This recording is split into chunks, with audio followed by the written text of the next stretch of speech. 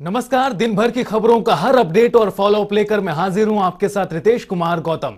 खबरों की खबर या फिर खबरों पर असर, हमारे संवाददाता खबरों के पीछे दौड़ते हैं दिन भर। ग्राउंड जीरो से सीधी खबर बताएंगे जनता रिपोर्टर।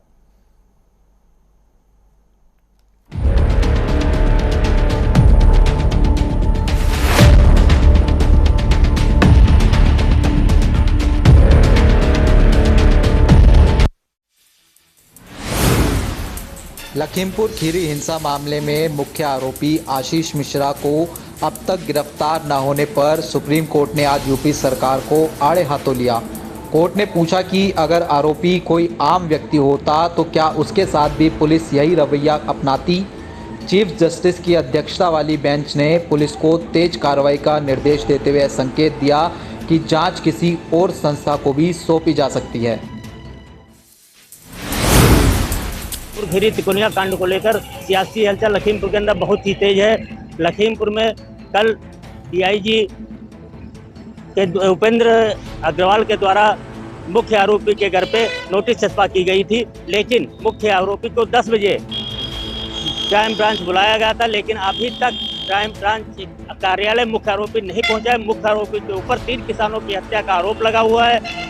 उधर सुप्रीम कोर्ट भी बराबर राज्य सरकार को फटकार लगा रहा है। 3 अक्टूबर को लखीमपुर के तिकुनिया गांव में किसानों के विरोध प्रदर्शन के दौरान 2 गाड़ियों ने उन्हें रौंद डाला। इसमें 8 लोगों की मौत हुई, जिसमें 4 ऐसे किसान थे जो विरोध प्रदर्शन में शामिल थे। बताया गया कि ये गाड़ी गृह राज्य मंत्री अजय मिश्रा के बेटे आशीष मिश्रा की थी और आशीष मिश्रा ही इसको ड्राइव कर रहे थे। किसानों के आरोप के बाद मुकदमा लिखा गया आशीष मिश्रा के खिलाफ और उसके बाद से ही लगातार पुलिस उनको ढूंढने की बात कह रही है। कल पुलिस ने उनके घर पे एक नोटिस भी चस्पा किया, लेकिन आज 10 बजे तक के समय दिया गया था, लेकिन आशीष मिश्रा किसी भी तरह की बातचीत करने पुलिस मुख्यालय नहीं पहुंचे। एक बार फिर पुलिस ने उनके घर पर नोटिस चस्पा की है और 9 तारीख को फिर से अपनी बात रखने के लिए बुलाया है। इसी बीच अवध क्षेत्र की मीटिंग जो लखनऊ में होनी थी, मुख्यमंत्री आवास में होनी थी, उसमें अजय मिश्रा ऑफ्टेनी जो गृह राज्य मंत्री हैं और लखीमपुर के सांसद हैं, वो पहुंचे हैं लखनऊ और उनका साफ तौर पर कहना है कि उनका बेटा 9 अक्टूबर को पुलिस पूछताछ में पहुंचेगा और पुलिस के सामने अपना बयान दर्ज कराएगा।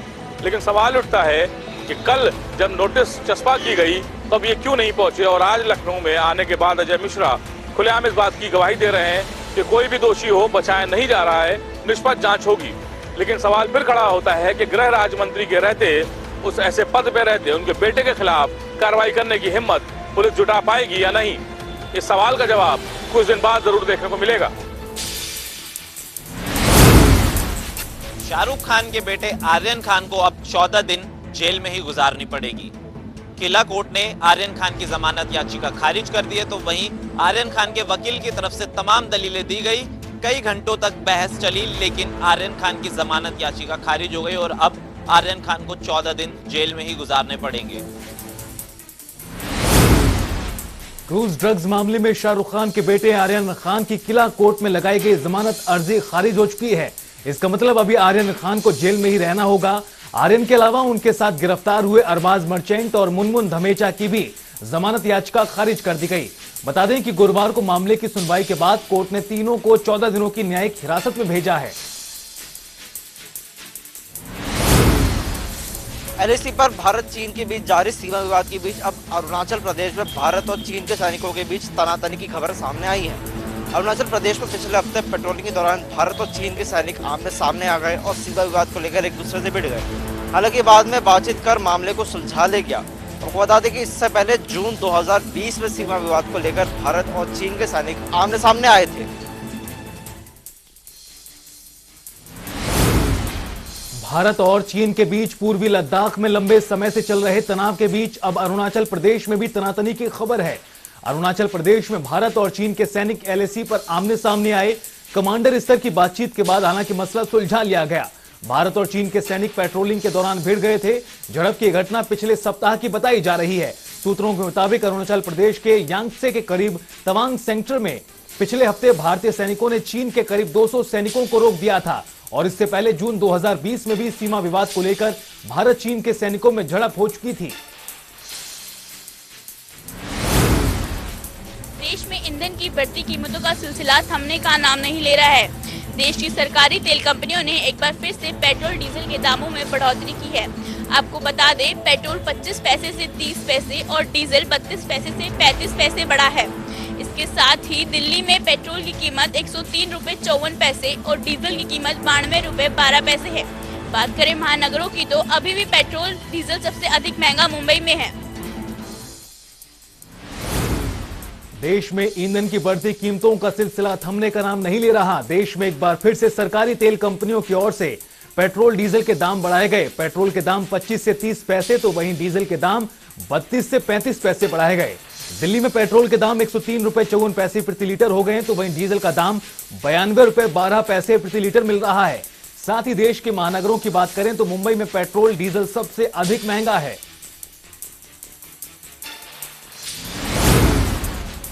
RBI reserve bank of India के गवर्नर शक्तिकांत दास ने ये ऐलान किया है कि रेपो रेट की सदास्थिति में कोई भी बदलाव नहीं किया जाएगा।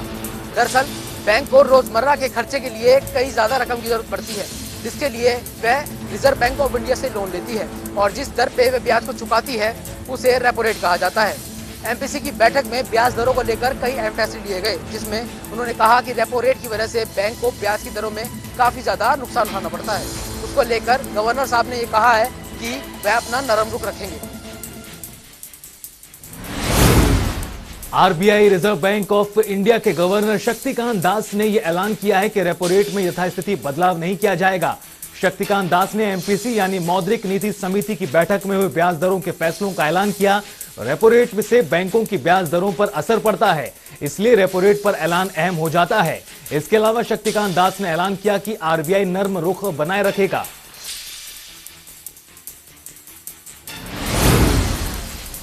भारतीय वायुसेना ने अपना 89वां स्थापना दिवस मनाया। इस मौके पर तमाम हाईटेक विमानों ने अपना दमखम दिखाया, साथ ही हैरत अंगेज करतब भी किए। कार्यक्रम में पहली बार राफेल विमान भी शामिल हुआ। इस मौके पर एयर चीफ मार्शल ने चीन और पाकिस्तान को कड़ा संदेश दिया। एयर चीफ मार्शल ने कहा कि अगर दुश्मन देश भारतीय सीमा में घुसने की कोशिश करता है तो उसको कड़ा संदेश दिया जाएगा। भारतीय वायुसेना ने शुक्रवार को अपना 89वां स्थापना दिवस मनाया। इस मौके पर गाजियाबाद स्थित हिंडन एयरबेस पर भव्य कार्यक्रम आयोजित किया गया, जिसमें भारतीय जेट्स और हेलीकॉप्टर्स ने अपना दमखम दिखाया। इससे पहले वायुसेना के जवानों ने हैरत अंगेज करतबों के जरिए अपना शौर्य दिखाया। हिंडन एयरबेस पर बाकी फाइटर जेट्स के साथ राफेल और सुखोई 30 ने भी अपनी ताकत दिखाई। कार्यक्रम में मौजूद air chief marshal VR Chaudhary ने चीन और पाकिस्तान को कड़ा संदेश दिया।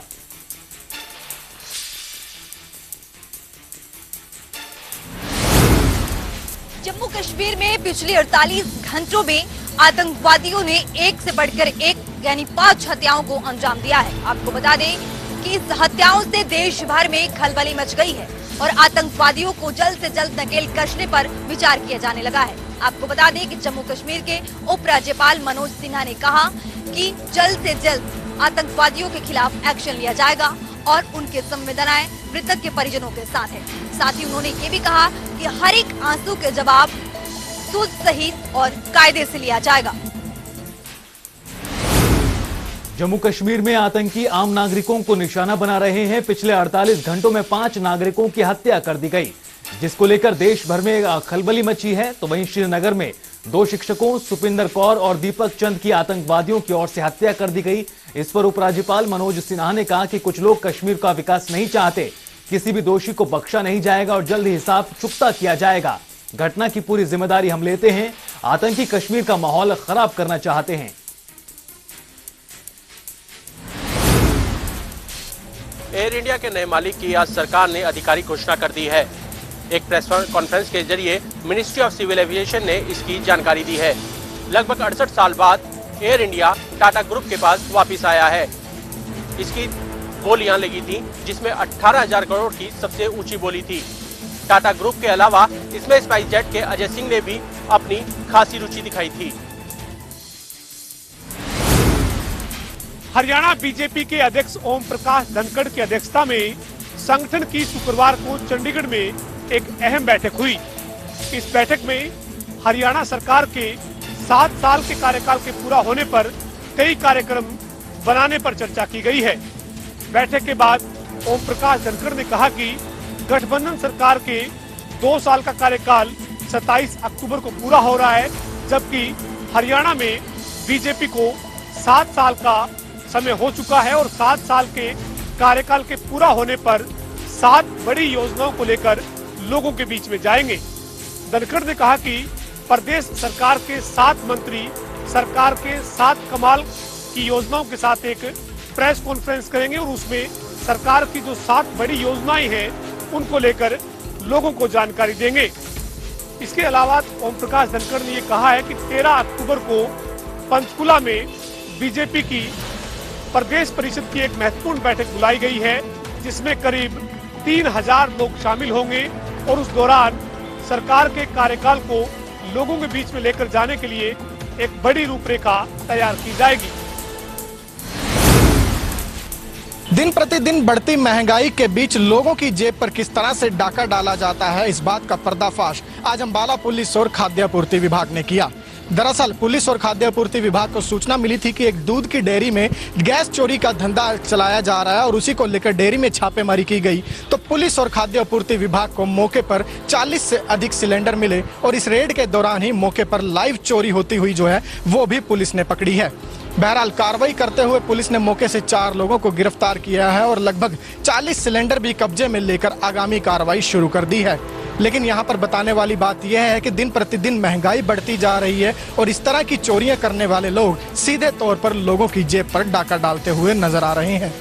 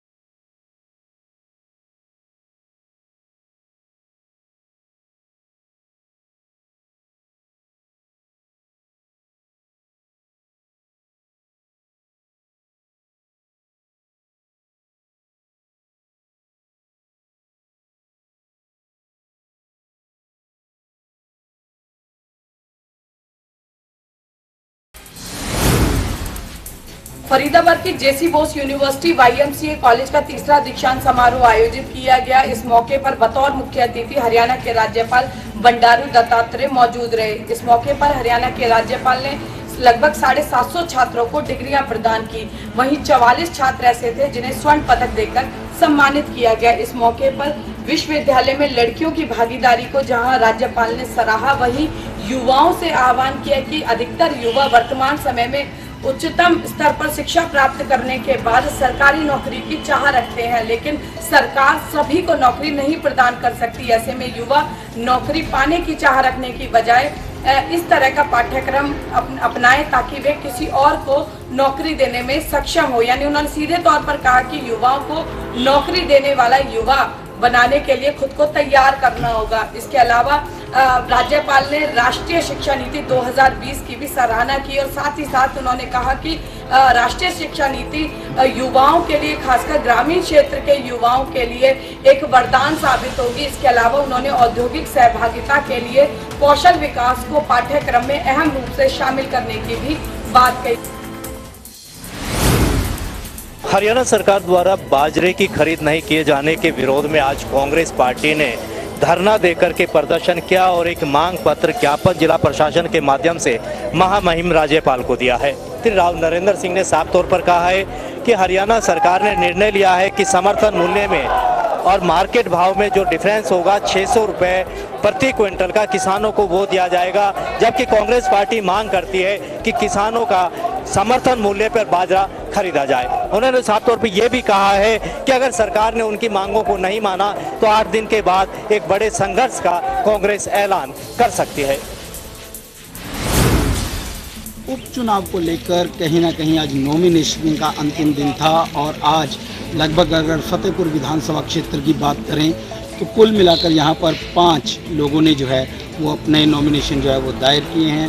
आपको बता दें कि आज बीजेपी प्रत्याशी बलदेव ठाकुर के समर्थन में मुख्यमंत्री खुद यहाँ पर नॉमिनेशन करवाने पहुँचे और साथ में अगर बात की जाए तो कैबिनेट मंत्री जितने भी थे लगभग सरवीन चौधरी हो गए, उसके बाद राकेश पठानिया, उद्योग मंत्री विक्रम ठाकुर, सतपाल सिंह सत्ती, विशाल नेहरिया, तो काफ़ी यहाँ पर अगर देखा जाए तो काफ़ी भारी मात्रा में जो है स्टार प्रचारक भी हम इनको कह सकते हैं ये यहाँ पर पहुँचे।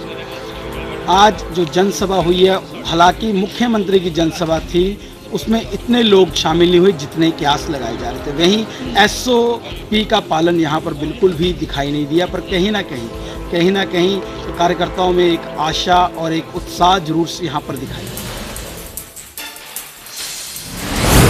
हरियाणा के गृह सचिव राजीव अरोड़ा ने कोरोना की तीसरी लहर के अंदेशे को देखते हुए लोगों को ज्यादा से ज्यादा वैक्सीनेशन डोज देने के लिए 6 जिलों के ब्लॉक स्तर से लेकर जिला स्तर के स्वास्थ्य और प्रशासनिक अधिकारियों के साथ रोहतक के विकास भवन में बैठक कर जायजा लिया है। बैठक के बाद पत्रकारों से बातचीत करते हुए गृह सचिव राजीव अरोड़ा ने बताया कि कोरोना महामारी की पहली और दूसरी लहर के अनुभव को देखते हुए वैक्सीनेशन जरूरी है। उन्होंने लोगों से अपील की कि जल्द से जल्द वैक्सीनेशन करवाएं ताकि तीसरी लहर से बचा जा सके। उन्होंने कहा कि पहली डोज अभी तक जो है 83% लोगों ने ली है और दूसरी डोज 32% लोग ही ले पाए हैं। उन्होंने कहा कि लोग 100% डोज ले ताकि इस महामारी से बचा जा सके। उन्होंने कहा कि कुछ जिलों में वैक्सीनेशन अच्छी तरह से चल रहा है और कुछ जिले इस वैक्सीनेशन कार्यक्रम में पिछड़े हुए हैं। उन्होंने अधिकारियों को सख्त निर्देश देते हुए कहा कि वैक्सीनेशन कार्यक्रम में मजबूती लाए, सख्ती के तहत वैक्सीनेशन लगाएं ताकि लोग महामारी से बच सके। गए थे नमाज पढ़ने लेकिन रोजा गले पड़ गए, यह बात बिल्कुल सटीक बैठती है रेवाड़ी नगर परिषद के बागवानी के ठेकेदार सीसराम पर। सीसराम ने नगर परिषद के तहत यहाँ पार्कों के रखरखाव को लेकर ठेका लिया हुआ है। गत 7 जून को और अपने बिलों के बकाया भुगतान को लेकर वह नगर परिषद में गया था। अधिकारियों से कहा सुनी होने के बाद उसी पर मुकदमा दर्ज करा दिया। काफ़ी मामला बढ़ता रहा। इसी वहीं पर सीसराम ने यह आरोप लगाया था कि अधिकारी उनसे कमीशन मांग रहे हैं, कमीशन की मांग कर रहे हैं। साथ ही वो कुछ अधिकारियों को नाम लेकर उसने कहा भी था कि उसने अपने पिछले बिलों को पास कराने के लिए उन्हें कमीशन दिया था। इस बात को लेकर यहाँ के मंत्री, विधायक तथा विपक्ष के लोगों ने लगातार मांग की थी कि इसके खिलाफ जो है जांच की जाए। लगातार मंत्री से लेकर विधायक तक ने ये बात कही थी कि जल्दी ही इस मामले की जाँच की जाएगी, लेकिन जाँच नहीं हुई। उसके बाद यह मामला 19 जुलाई को कष्ट निवारण समिति की बैठक में पहुंचा। वहां अधिकारिता मंत्री ओम प्रकाश यादव के समक्ष यह मामला उठाया गया और सीसराम ने यह आरोप लगाया कि उससे कमीशन की मांग की जा रही है। तो तुरंत इस पर संज्ञान लेते हुए माननीय मंत्री ने इस पर 15 दिन के अंदर जांच कराने की बात कही थी, लेकिन आज महीनों बीतने के बावजूद जांच तो रही दूर, बल्कि सीसराम का जो लाइसेंस है नगर परिषद का वो भी 3 वर्षों के लिए कैंसिल कर दिया। गुरुग्राम के SGT यूनिवर्सिटी में एक युवक की गोली मारकर हत्या का मामला सामने आया है। वारदात 12 बजे से 1 बजे के बीच में बताई जा रही है। गुरुग्राम पुलिस इस वक्त मौके पर है और पूरे मामले की तफ्तीश की जा रही है। दरअसल यूपी शामली का रहने वाला युवक जो कि SGT यूनिवर्सिटी में फाइनल ईयर का छात्र था, वो यहाँ अपने कुछ दोस्तों के साथ खड़ा था कि तभी दिल्ली के नजफगढ़ का रहने वाला लक्की नाम का एक शख्स यहाँ पर पहुंचा और किसी बात को लेकर दोनों में विवाद हुआ, जिसके बाद लक्की ने पिस्टल से उसको गोली मारकर उसकी हत्या कर दी। हालांकि उसके बाद उसको SGT के इसी अस्पताल में भर्ती कराया गया था। गंभीर हालत में उसको यहाँ से ले जाया गया था, लेकिन इलाज के दौरान ये बताया जा रहा है कि विनीत की मौत हो गई है। विनीत यूपी के शामली का रहने वाला था। हालांकि अभी हत्या की प्रमुख वजह क्या रही है इसका खुलासा नहीं हुआ है, लेकिन गुरुग्राम पुलिस के तमाम अधिकारी मौके पर मौजूद हैं और आप साफ तौर से देख सकते हैं कि तमाम तथ्यों को खंगाला जा रहा है, तमाम जो सबूत हैं उनको अपने कब्जे में लिया जा रहा है। वारदात सीसीटीवी फुटेज में कैद हुई है। सीसीटीवी फुटेज भी गुरुग्राम पुलिस के अधिकारियों ने अपने कब्जे में लिए हैं, जिसमें हालांकि ये खुलासा नहीं है कि वारदात के वक्त कौन कौन लोग यहाँ पे मौजूद थे। हरियाणा विद्यालय शिक्षा बोर्ड द्वारा RTL व सेकेंडरी व सीनियर सेकेंडरी परीक्षाओं का परिणाम घोषित किया गया। आपको बता दें, हरियाणा विद्यालय शिक्षा बोर्ड के चेयरमैन डॉक्टर जगबीर सिंह ने यह परिणाम घोषित किया और अब से कुछ ही देर में ये परीक्षा परिणाम बोर्ड की वेबसाइट के ऊपर छात्र देख पाएंगे। बीएड की परीक्षाओं में जिस प्रकार से बोर्ड चेयरमैन ने बताया परीक्षा परिणाम 53.28 रहा था। आपको ये भी बता दें कि जिस प्रकार से कोरोना का संक्रमण फैला था तो हरियाणा विद्यालय शिक्षक बोर्ड ने सेकेंडरी व सीनियर सेकेंडरी की परीक्षाएं इस बार नहीं करवाई थी। बाद में जो छात्र संतुष्ट नहीं थे रिजल्ट से और या फिर जिन्होंने अंक सुधार करना था उन्होंने बोर्ड में एप्लीकेशन दी थी, प्रार्थना पत्र दिया था। उसके बाद बोर्ड ने कुछ छात्रों की जो असंतुष्ट थे उन छात्रों की परीक्षाएं ली थी। उसके बाद उनकी परीक्षा हुई थी और आज उनका रिजल्ट भी घोषित कर दिया गया है। पानीपत के सेक्टर 24 में TDI कनॉट एक्सेस में बड़ा हादसा हुआ है। 3 लोग सीवरेज में मृत पाए गए हैं। अभी बताया ये जा रहा है कि 2 लोग पहले सफाई करने के लिए नीचे गए थे, लेकिन गैस उनके सिर पर चढ़ गई। जिस कंस्ट्रक्शन कंपनी का ये सारा ठेका था उसका मुंशी भी इस हादसे में मारा गया है। अभी फिलहाल पुलिस सारे मामले की जांच कर रही है। तीनों को पानीपत के सिविल अस्पताल में लाया गया है और बयान दर्ज किए जा रहे हैं। तो फिलहाल इस मामले में किसी भी प्रकार की कोई FIR दर्ज नहीं हुई। देखना होगा कि किस के खिलाफ ये मामला दर्ज होगा। सोनीपत में गगनचुंबी इमारतों को बनाने वाले प्राइवेट बिल्डरों की खामियां अब सबके सामने उजागर होने लगी है। सोनीपत के TDI किंग्सबरी में बने हुए फ्लैट के 3000 फ्लैट बने हुए हैं और इस बिल्डिंग को लोहे के 42 लोहे के जो गाटर हैं उसके सहारे रोकने का प्रयास किया गया है। बीम का झुकाव होने के बाद आनन फानन में ये लगाए गए थे, यानी कि लोगों की जान के साथ खिलवाड़ किया जा रहा है और ये बिल्डिंग कभी भी गिर सकती है, ऐसी आशंका यहाँ के स्थानीय लोगों ने जाहिर करी है। और वहीं इस बारे में कई बार शिकायत जो है स्थानीय प्रशासन से लेकर CMO ऑफिस तक दी जा चुकी है, लेकिन कहीं भी शिकायत का कोई भी निदान नहीं हुआ है। वहीं लोगों की जान के साथ खिलवाड़ पर बनी हुई है।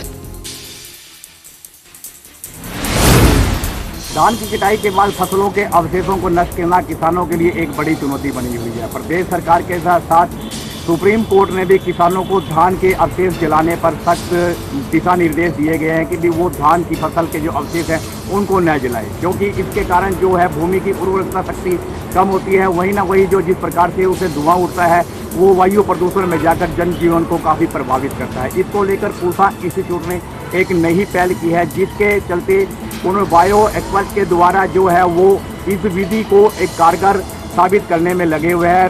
पूसा एक्सपोर्ट के जो अधिकारी है उनका कहना है कि भी एक नई तकनीक है जिस प्रकार से जो किसान है उनको अब अपनी धानों के अवशेष नहीं जलाने पड़ेंगे। फिलहाल रुकेंगे यहाँ पर एक छोटे से ब्रेक के लिए। आप बने रहिए जनता टीवी के साथ।